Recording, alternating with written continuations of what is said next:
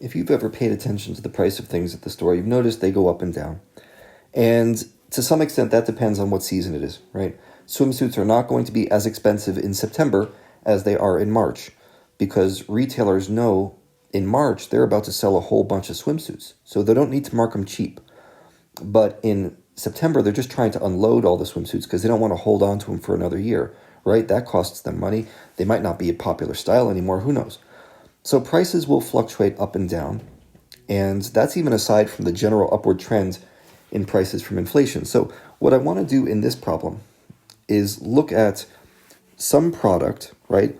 And the retailer increased the original price of that product by 30%. Who knows why?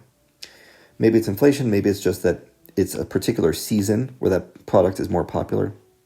So they increased the price of that product by 30%. And then later, maybe it's the end of the season, maybe they're just trying to unload, they decrease the price by 15%. So what is the final price as a percentage of the original price? Here's how we walk through that. First, let's say the original price is X. Okay, so X equals the original price. I have no idea what that is, and I probably will not figure it out in this problem. But I can say that 30% of an increase, 30% increase looks like this.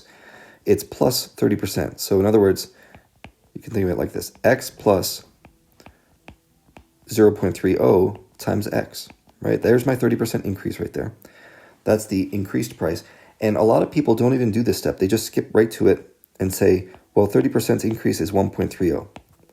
Here's how they make that jump. They say it's X plus 30% of X, and that's 1 plus 0.3. That makes 1.3.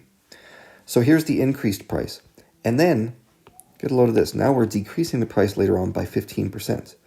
So what we do here now is we say, you might think multiply it by 0.15. That's not actually what's going on. That would be timesing it by 15%. We're decreasing it by 15%, which means we're taking this thing and we're subtracting 15% from that. Okay, so in other words, it's going to be 1 minus 0.15 times 1.30x. Now, if that 1 minus 0.15 is confusing to you, think about it this way. If I sold you something for $1 and then offered you a 15% discount the next time you bought it, it would be 85 cents, right? It wouldn't be 15 cents. The discount would mean it's only 85 cents. That's 1 minus 0.15. So now we just go ahead and calculate what this is. Okay, so this is going to be 0.85 times 1.30 times x. Okay. Definitely a job for the calculator. All right, so that is 1.105x. And as a percentage increase, what is that?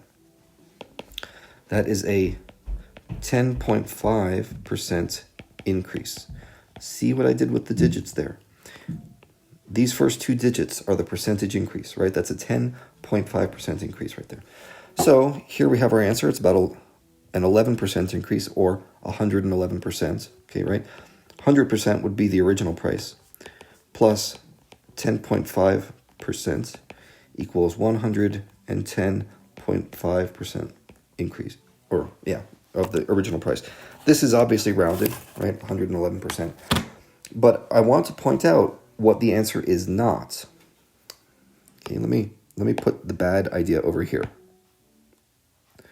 This is what the answer is not. This is how you do not do percentage style equations. You do not simply say minus 30%. I'm sorry. You don't say plus 30% and then minus 15% and get equals 15% extra, right? That would not be the way you do this, right? We don't have 115% as an option. We only have 111% at the top. So watch out for this. And I would say when you're doing these sorts of percentage problems, always just set it up as little equations and play around with them that way. And if you want, substitute dollars. Like use $10 as the original price and work through it with actual numbers if you don't like the x's.